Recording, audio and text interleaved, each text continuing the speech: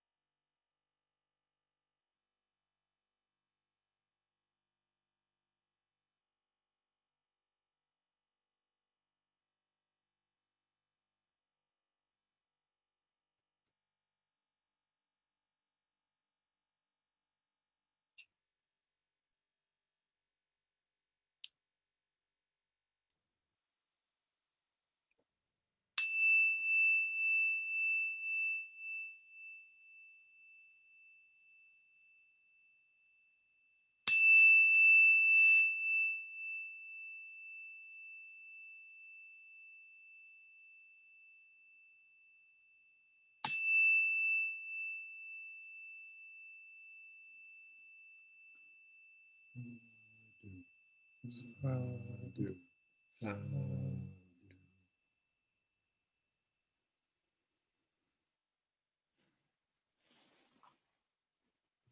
So I was going to bring up the subject of metta, the more insightful, giving some more insightful thoughts about it in spite of just the Metta Sutta we studied and chanted.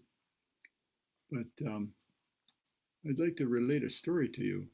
When I was younger, I just recently had gotten my driver's license. I was driving on 12 Mile Road in Detroit, Michigan, and it's a busy highway, and it's 5 lanes. There's 2 lanes for each of the opposite directions, and then the middle lane is a turning lane.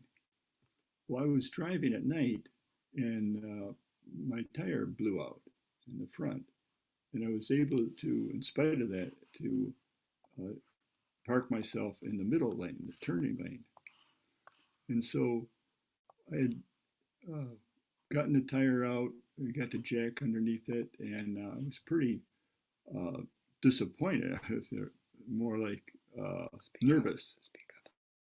I was about changing this tire with all these streaming cars going past me behind my back.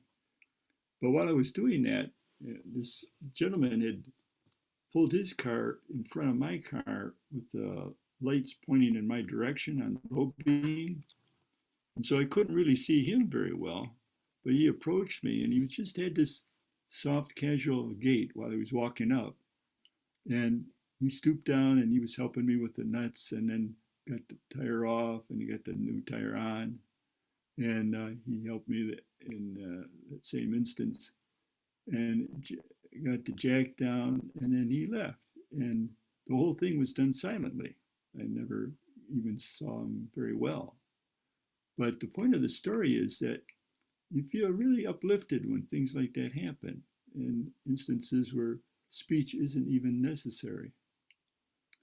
And that whole aspect of metta has a warmth about it. It has you're encouraged to reach out and help people when you see that they really are in some difficult situation, or even just helping in general. I mean, just 40 minutes ago, I helped to cook, shut the window in the woman's bathroom, and things like that come up. And it has a lot to do with how a community lives together. Now, there's 8 of us here now due to the COVID-19, and we're getting along pretty well. There's a lot of give and take, some discussions about who's going to be assigned to what and how we exchange jobs when a person has a day off. So there's a lot of sharing going on, and I appreciate that, and we commend ourselves. But the whole idea of sharing is interesting. Like in Japan, they're very much concerned with their community efforts to exchange ideas when necessary, and calmly and politely. And here too, we abide by the precepts. We don't want to get too angry with anybody. And it goes a long way to make each of us feel good and wholesome, and wanting to continue our practice that way. And also feeling grateful for what we have.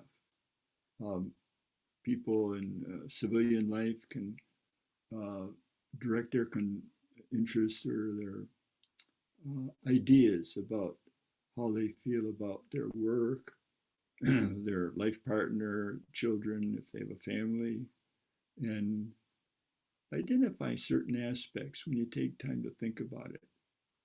That the gratitude for um, living in a prosperous country, and interesting people that you've met that have helped you, or even in the past. You remember a favorite teacher you had, or a coach, somebody that guided you, and you'll never see them again. But you really feel good that you had that chance to receive goodwill from somebody. And in that same way, you want to distribute that goodwill to somebody. There's the formula of metta, karuna, mudita, and upekkha. And just as if a woman, she's been married and she's pregnant, and she has a lot of metta for her child, and she feels very much attuned to the fact that she needs to take good care of herself, because by taking good care of herself, she'll have a more healthy child. So she has a lot of metta, and then when the child's born, it's that compassion, karuna, that taking care of all the different things that a mother has to do for a child, many, many things, and having it grow up properly and healthy, and keep up with his studies or her studies. And then and not neglecting the father, of course, in the family situation. And then also when the child's older and going to school, going to college, you have a lot of fond memories and appreciation, mudita, that the child is, young fella is doing well. And then you're grateful about that. You're happy for that person. And then when the child has gotten married and has a family of his or herself, then you and the husband sit back and you have the equanimity, that you look back and see that things have worked out real well. You had a kind heart. And instances where difficulties came up, you gathered yourself together to feel that inner warmth to always come through and help you with discussions or transactions or difficulties, dramas that come up in families or any other type of situation like that. And so I was going to ask her instances if you would like to share. Like, was there a coach or a teacher or even a particular incident that you thought was very memorable for you? Something that you think about occasionally. Some of you may have some thoughts about something that was inspiring for you in the past with metta.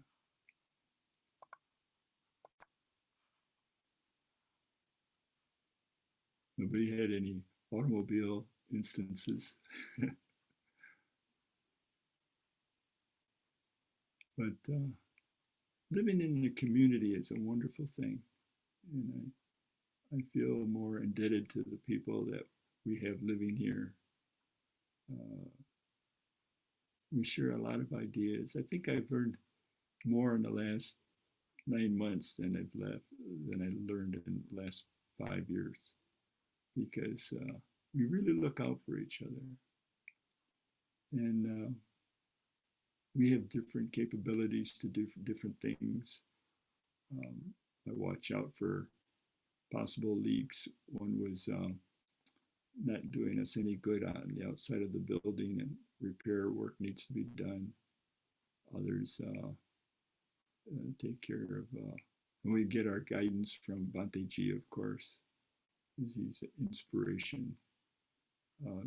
Just an hour ago, he helped us wind up a cable cord on a spool we happened to have. That's another thing too. You get a little bit ability to come up with ideas to make do with what you have in the community, and that helps out a lot. You congratulate yourself on just the simplest things. Some things that really work out well, where you would never have thought about it, and you would have gone out and bought something else for it. So it's a rewarding experience to feel that sense of gratitude and grace. And and the ability to share your warmth with other people.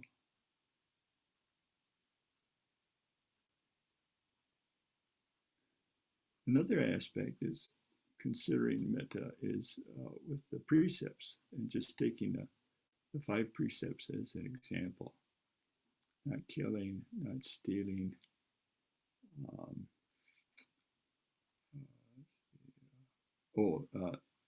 not wrong conduct with sensual pleasures, and not taking drinks and drugs causing heedlessness.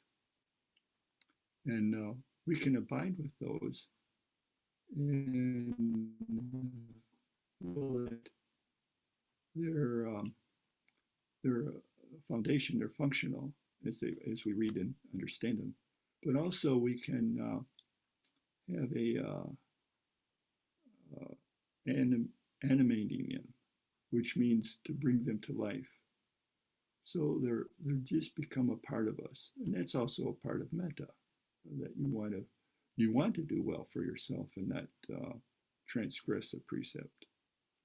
And in that way, you feel more satisfaction with yourself. You don't feel guilty. You can avoid that. And very often I've talked with people about what extent do you appreciate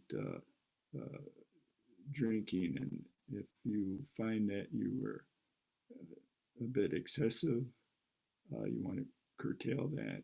Our attitude is if you really want to consider it in this light, is you could give it up.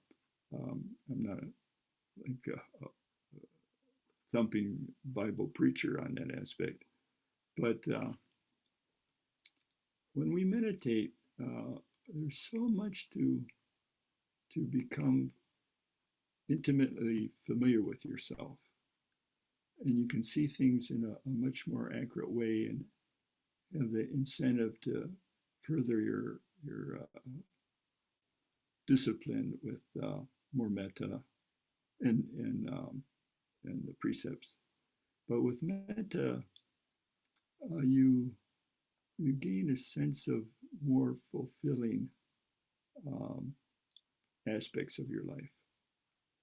And when I talk to others here, I go up the hill to the men's dorm, and at night you can see the moon shining on the leaves, and even if there's only some humidity on the leaves, they have a sparkle to them. And then you compare that with the stars, and like what Thich Nhat Hanh says, to see a smile on a child, that these things kind of just radiate warmth and a wholesomeness in yourself. And metta is like that. And I'm hoping that talking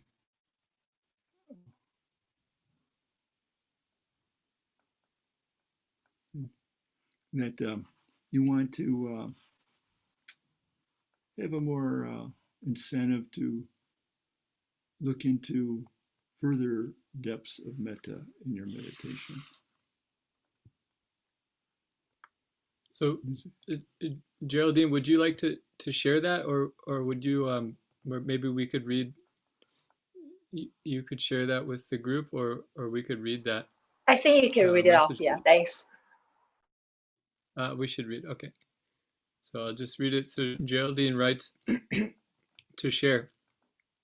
I have written in an email with lots of metta to a service complainant who scolded everyone who replied her, but the email with metta touched her, and her reply was polite and grateful. So sadhu to you, Geraldine, for that act of patience and compassion. Thank you. And Bhante, Indy writes, how to reduce one's anger and reaction to outburst and negative attitude from surrounding people. The first thing that comes to my mind is to understand that people are fallible. they make mistakes. I've made mistakes. We can look back at ourselves and understand that due to certain circumstances, um, the old adage of getting up on the wrong side of the bed. But many times you'll see a person and you won't have any idea what their upbringing was about, um, what their health is, um, all manner of things. You didn't have the advantages that you had. And so when you have that touch base of humanness that you can refer to, then you can relax. You're both sharing the ground that you're standing on, and in that way, the earth itself is so solid and big. It's so vast that it absorbs anything. And in that way, you feel solid and composed in that aspect. So it's always better to try to cool a situation down and follow these aspects that the Buddhas come in Majjhima Nikaya, where with speech you want to be friendly and welcoming. You want to speak what is true and correct, and also timely. Like if there's an instance where you see the beginning of an argument building up, then you want to back away. Give it some time. Maybe talk with a person at another time when he's cooler. That's always a better way to do things. But to have metta in your heart, it's there and it can be useful all the time. You can make it useful all the time. And feel good about it. That's the payback. That's what happens. People are apt to come up to you and say, you took a lot of guff from this one fellow. How are you managing to do that? And then you can describe, well, I felt certain ways at that time, some emotion, but you can describe it in ways that you frame things through your meditation, that you can touch base with that inner calmness and that aspect to relax.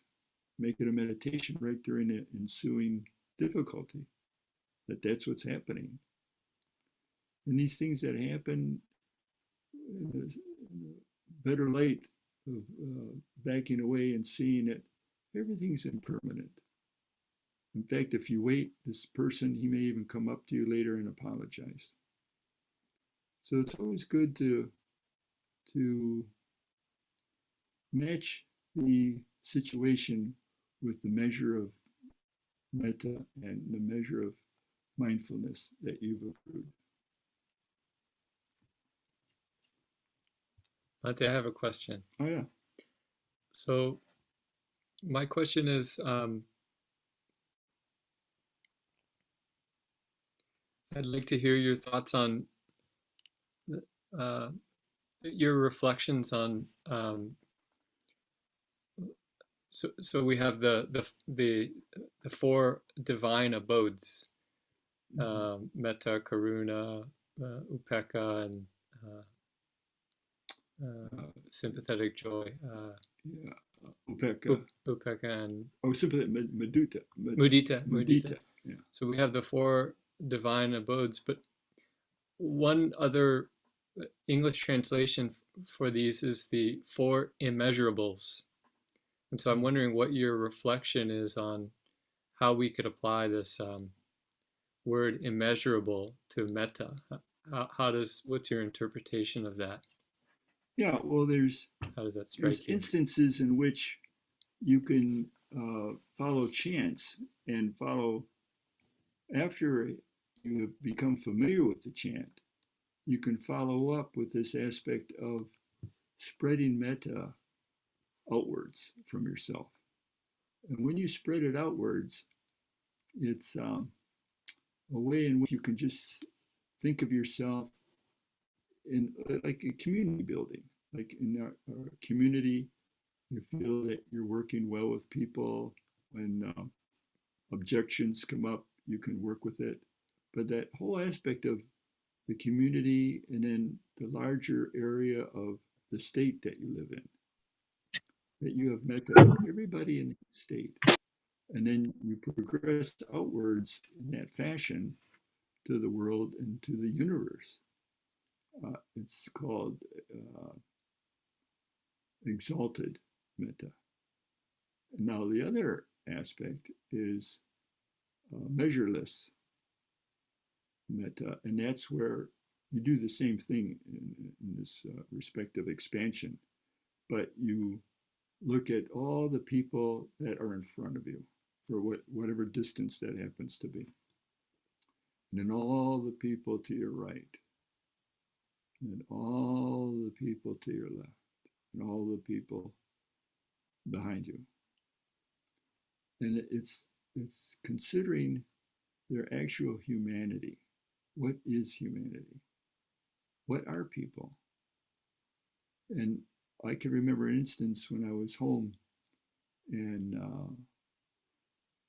my sister in this one neighborhood, a smaller neighborhood, and we were walking around at night, and some people would have their windows shut and drapes closed, and occasionally there'd be curtains open. And I was talking to her about all these people. Some of them are just doing a bit of cleaning, or a large number of them are watching television, and just that whole aspect of the grandness or the wonder of so many people all living all over the world. And you have all different manners of hardships and difficulties, and some instances where they have no difficulties at all, but they're just kind of slumped. They're just going through a routine of their life.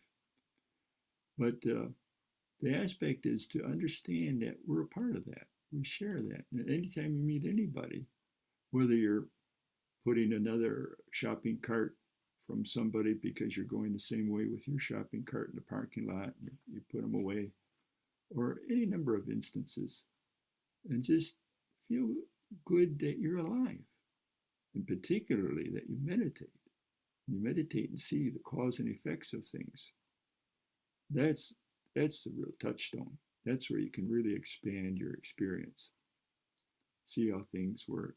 See how your mind works. Open up the mind and see it inside. And meditation will do that. Meditation will make you feel a lot better. Was that about the gist of what you were saying? Yeah, thank you very much, Bhante.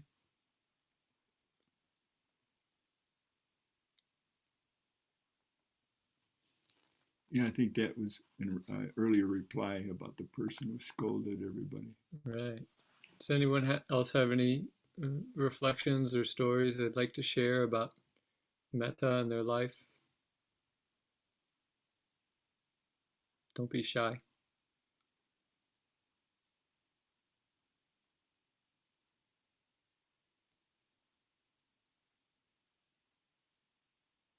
Sometimes you want to just see how you feel, like generally. Like it's a meditation whenever you can really sit and gauge yourself.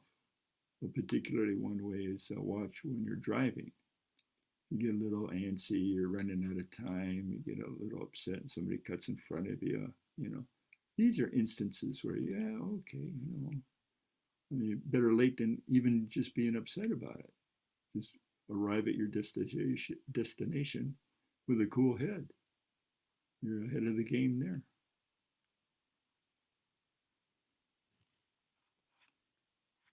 It's treating yourself well. And in that respect, feeling good about it.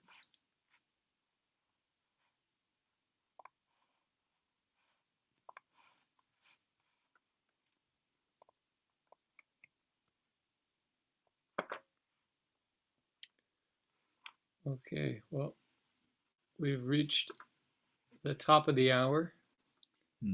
Bhante, we usually end with this. I thought that I had it here. Here it is. Let's see if we can.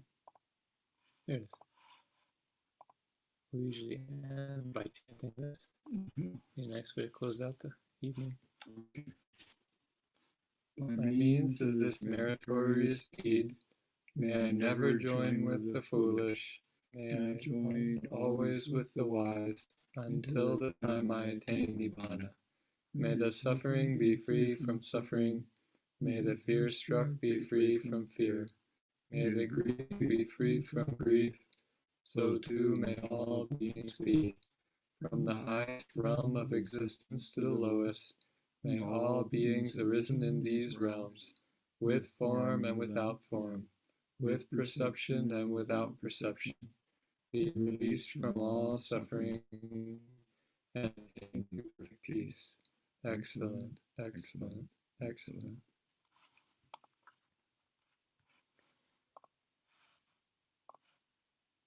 Let's see.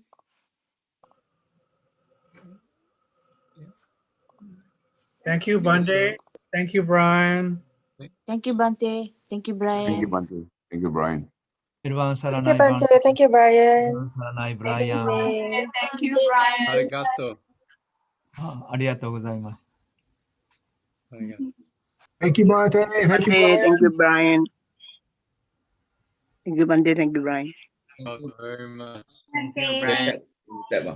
Ah, step dollar. Thank you, Bhante. Thank you, Brian. Tell them. Everyone said an I. Karen さん。